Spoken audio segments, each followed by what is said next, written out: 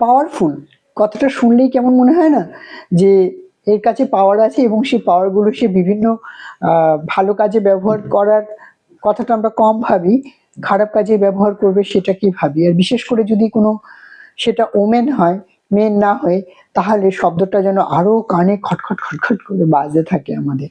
Powerful women বলতে কি বোঝায়, আমরা কি বুঝি?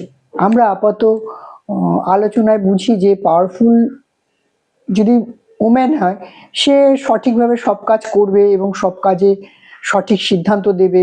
মোটেই তা না, সে বেশিরভাগ সময় বিশেষ কিছু ভুলভালই করবে। কেন, মেয়েদের বুদ্ধি নিয়ে আবার অনেক মানুষের অনেক রকম চিন্তা ভাবনা আছে, নেগেটিভ চিন্তা ভাবনা।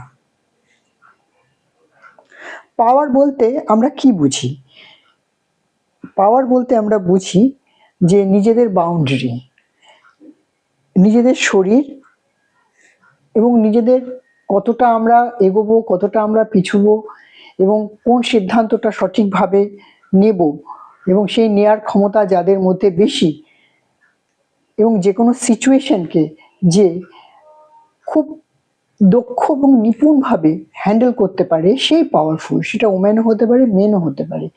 কিন্তু যদি একজন পুরুষ মানুষ হয়, সে যতটা প্রশংসার যোগ্য বলে বিবেচিত হয়, কিন্তু একজন মহিলা অতটা প্রশংসার যোগ্য হয় না। যদি সে সংসারের রাশ টেনে ধরে, তাহলে তাকে দজ্জাল ব্যাখ্যা দেওয়া হয়। যে সংসারটাকে সঠিকভাবে পরিচালনা করার জন্য যদি সে সঠিক সিদ্ধান্ত নেয় এবং যার জন্য যেমন যেমন প্রয়োজন সেই রকম কার্যাবলী করে, তাহলে কিছু না কিছু বিষয়তে কারো না কারোর বিরোধিতায় যাবে। তাহলে সেও কিন্তু ভালো ওমেন আর হতে পারলো না, পাওয়ারফুল হলো কিন্তু ভালো বলে তাকে আর ব্যাখ্যা দেয়া গেল না। কিন্তু সে না দেয় না দিক, তাতে কিছু যায় আসে না। দক্ষভাবে পরিচালনা করা একজন মহিলার একটা বলতে পারেন জন্মগতভাবেই একটা ক্ষমতা থাকে।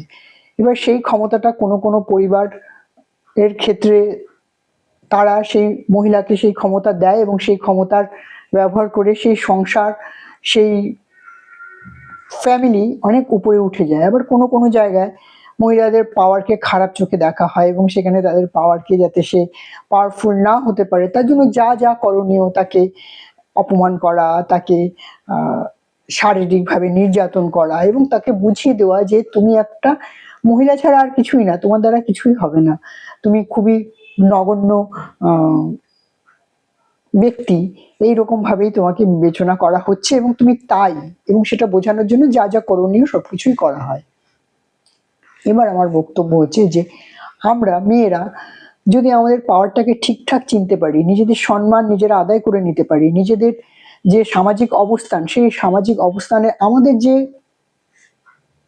যেটা যেটা আমাদের করণীয় সেগুলো আমরা সঠিকভাবে যদি করি এবং করার পর যদি সেগুলোতে লোকে উপকৃত হয়, এবং কিছু লোক অপকৃত হবে অবশ্যই, তার কারণ হচ্ছে যে যারা নেগেটিভ চিন্তা ভাবনা নিয়ে এটার বিরোধিতা করবে, তারা নিজেদেরকে উপকারী হিসেবে কখনোই চিহ্নিত করবে না। তারা সবসময় যে মহিলার হাতে ক্ষমতা থাকা ভালো না, মহিলার হাতে ক্ষমতা থাকলে অপব্যবহার হয়, একদমই না।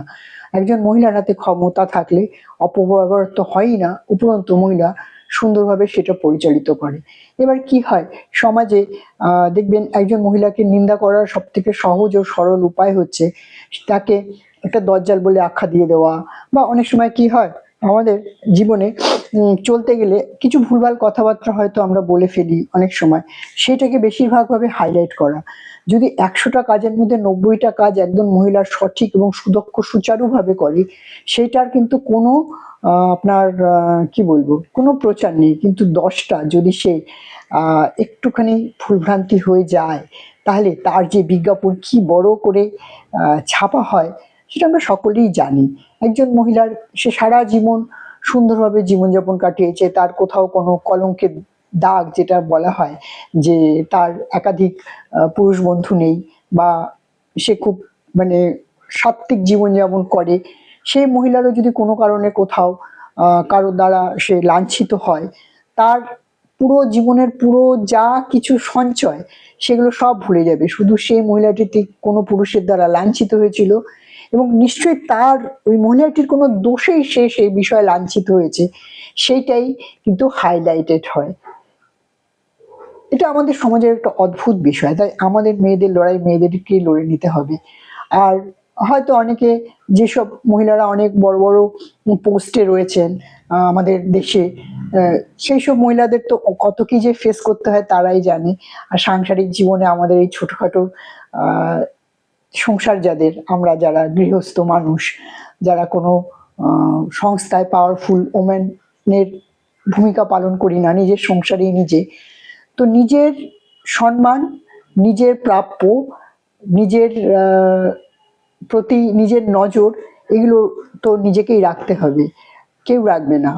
আর একটা কথা মনে রাখবেন যে নারীরা কখনোই অবলাও নয়, আর কি বলবো, দুর্বলও নয়। তারা তাদের প্রিয়জনকে ভালো রাখার জন্য অনেক সময় দুর্বলতার ভেগ পড়ে থাকে, বা সে কিছু পারে না এরকম একটা ভাব দেখায়, কিন্তু মোটেই সেরকম নয়, কোনো মহিলাই নয়। যে মহিলা যে পজিশনে থাকুক, যেভাবেই থাকুক। একটা ছোট্ট গল্প বলি, এর মধ্যে আমি দক্ষিণ বারাসাত গিয়েছিলাম ট্রেনে করে। আমি মাঝে মধ্যেই ট্রেনে করে এদিক ওদিক যাই, আমার খুব ভালো লাগে, আর লেডিস কম্পার্টমেন্টে উঠি। সেখানকার মহিলাদের, বিশেষ করে আপনি যদি এই ধরুন ক্যানিং এর দিকে, নামখানা বা লক্ষ্মীকান্তপুর এইসব লোকালে ওঠেন, দেখবেন মহিলাদের গল্প, মহিলারাই উঠতে পারবে লেডিস কম্পার্টমেন্টে, তাই সেই গল্প শোনার সৌভাগ্য শুধু মহিলাদেরই হবে, আমারও হয়েছিল মহিলা হিসেবে।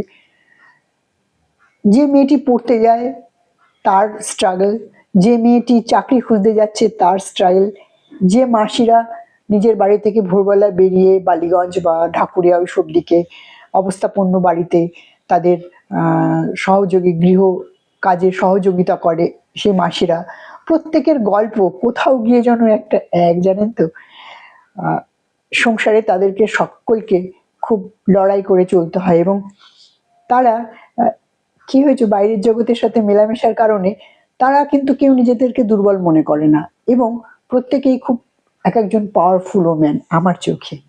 ভালো থাকবেন। আর আমি আমার যারা বান্ধবী আছে তাদের বলবো, নিজেদেরকে কখনোই দুর্বল একদমই ভাববেন না। আমরা মেয়েরা মোটেই দুর্বল না, যদি দুর্বল হতাম তাহলে আমরা 9 মাস পেটে বাচ্চা রেখে সেই বাচ্চা বড় করার মতো ক্ষমতা আমাদের থাকতো না। শুধু এইটুকু মনে রাখবেন, দেখবেন আর কিছু মনে রাখার দরকার পড়বে না একজন পাওয়ারফুল ওম্যান হওয়ার জন্য। ভালো থাকবেন। আবার আসবো অন্য কোনো ভিডিও নিয়ে। আজকে এখানেই শেষ করছি।